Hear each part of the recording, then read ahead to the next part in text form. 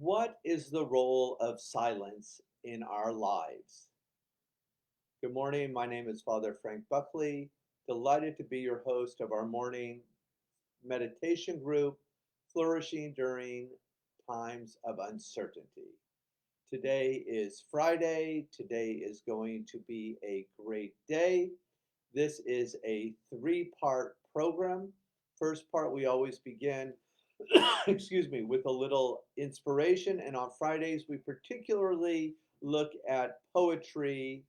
And I've got a couple things. One, Ken sent us a little reflection from Thich Nhat Hanh that I believe you will enjoy, and then a little something from Rainer Maria Rilke on silence. The second part is the morning practice itself, where we give the first 20 minutes of our day to God and then allow the rest of the day to unfold as it will. And then the last part, something near and dear to St. Ignatius, the founder of the Jesuits, is our Jesuit Examine, where we look over the week and just notice where God became alive for us. Um, if you're new, welcome. Feel free to put anything in the comment box, say hello, tell us where you're from. And when we do the examine, feel free to jot down where God came alive for you this week. One of the things we're doing in the middle of a pandemic is building a meaningful community. So let's get started. And for inspiration, we'll begin with what Ken sent. Um, oh, shoot, it disappeared. Okay. Well, I apologize, Ken. I'll have to download that and print it up.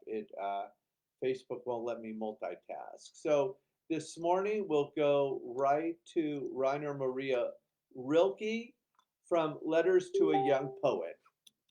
And he says this: Therefore, dear sir, love your solitude and try to sing out with the pain it causes you. For those who are near, you are far away. You write, and this shows that the space around you is beginning to grow vast. And if what is near you is far away, then your vastness is already among the stars, and it is very great. Be happy about your growth, in which, of course, you cannot take anyone with you. And be gentle with those who stay behind, but believe in a love that is being stored up for you like an inheritance. And have faith that in this love there is a strength and a blessing so large that you can travel as far as you wish without having to step outside it. And there is only one solitude, and it is vast, heavy, difficult to bear, and almost everyone has hours when he would gladly exchange it for any kind of sociability, however trivial or cheap, for the tiniest outward agreement with the first person that comes along, the most unworthy. But perhaps these are the very hours during which solitude grows, for its growing is painful as the growing of boys and sad as the beginning of spring. But that must not confuse you. What is necessary, after all, is only this: solitude, vast inner solitude. To walk inside yourself and meet no one for hours. This what you must be able to attain. To be solitary as you were when you were a child, when the grown-ups walked around involved with matters that seemed large and important because they looked so busy and because you didn't understand a thing about what they were doing. And when you realize their activities are shabby, that their vocations are petrified and no longer connected with life, Why not then continue to look upon it all as a child would, as if you were looking as something unfamiliar out of the depths of your own solitude, which is itself work and status and vocation? Why should you want to give up a child's wise not understanding in exchange for defensiveness and scorn? Since not understanding is, after all, a way of being alone, whereas defensive and scorn are participation in precisely by these means you want to separate yourself from. What is happening on your innermost self is worthy of your entire love. Somehow you must find a new way to work at it and not lose too much time or too much courage in clarifying your attitude toward people. Who says that you have any attitude at all? I know your profession is hard and full of things that contradict you, and I foresaw your lament and knew that it would come. Now that it has come, there is nothing I can say to reassure you. I can only suggest that perhaps all professions are like that, filled with demands, filled with hostility towards the individual, saturated, as it were, with the hatred of those who find themselves mute and sullen in an insipid duty. And you should not let yourself be confused by your solitude, by the fact that there is something in you that wants to move out of it. This very wish, if you use it calmly and prudently and like a tool, will help you spread out your solitude over a great distance. Most people have, with the help of conventions, turned their solutions toward what is easy and toward the easiest side of the easy. But it is clear that we must trust in what is difficult. Everything in nature grows and defends itself any way it can and is spontaneously itself, tries to be itself at all costs and against all opposition. We know little, but that we must trust in what is difficult is a certainty that will never abandon us. It is good to be solitary, for solitude is difficult. That something is difficult must be one more reason for us to do it. Page 41, Letters to a Young Poet. I absolutely love this little pericope and cannot think of a better way to enter into our morning practice and our weekend. So get comfortable. I'm going to lower the lights. I invite you to take off your shoes, let your feet absorb the energy of the earth.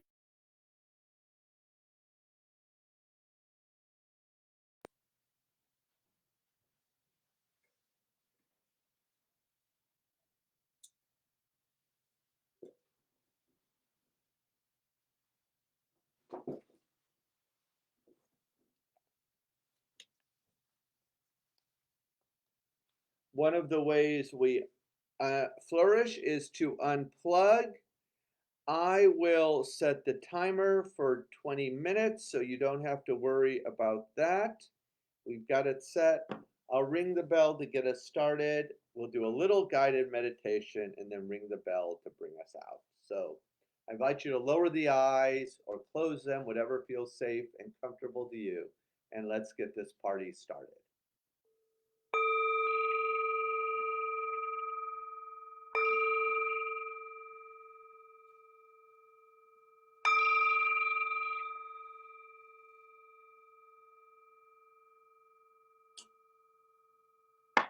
Listen, listen, the sound of this beautiful bell returns us to our true home.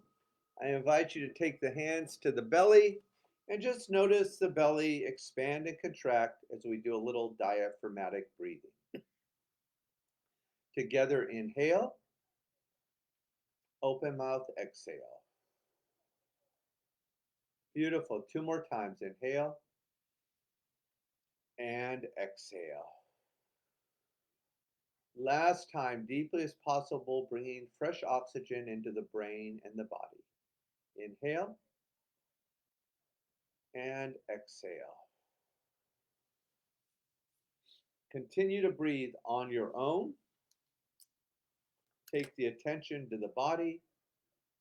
Feel the feet pressed on the green earth and just notice the sensations.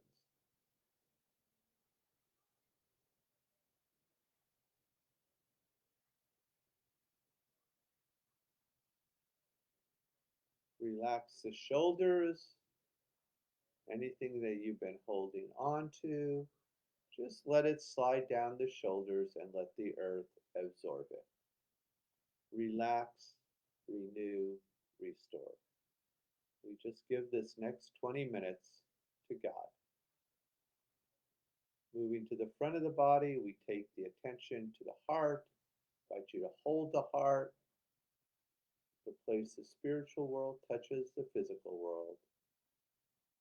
And cultivating an attitude of gratitude as we look over the week, we just try to come up with something for which we're grateful and name it in one word.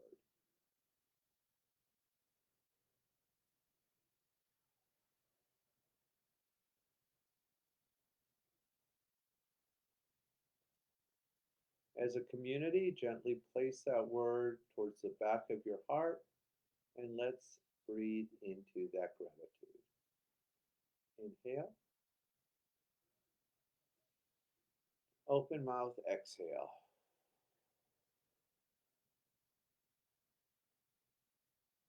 Continue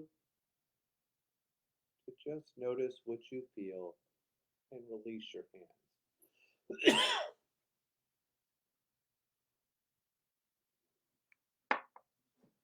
Finally, we focus on an intention for today.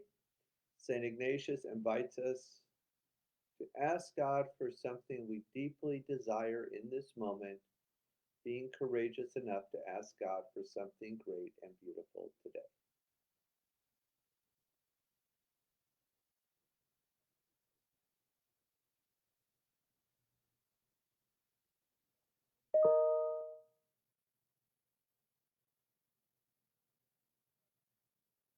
Good. And we'll seal that intention with an inhale and an exhale. Continue to breathe on your own. Take the attention to the breath, to the external sounds, to the traffic, to the birds. Drop down. Lose your mind. Come to your senses and enjoy the miracle of mindfulness. Please continue.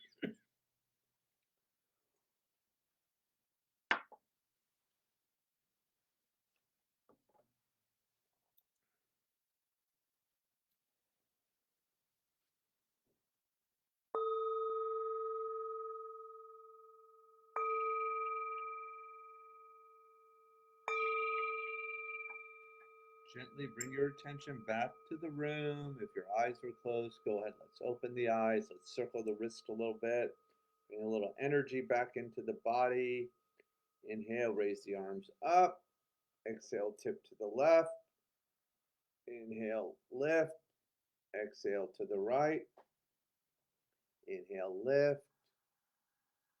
Breathe. Little back bend.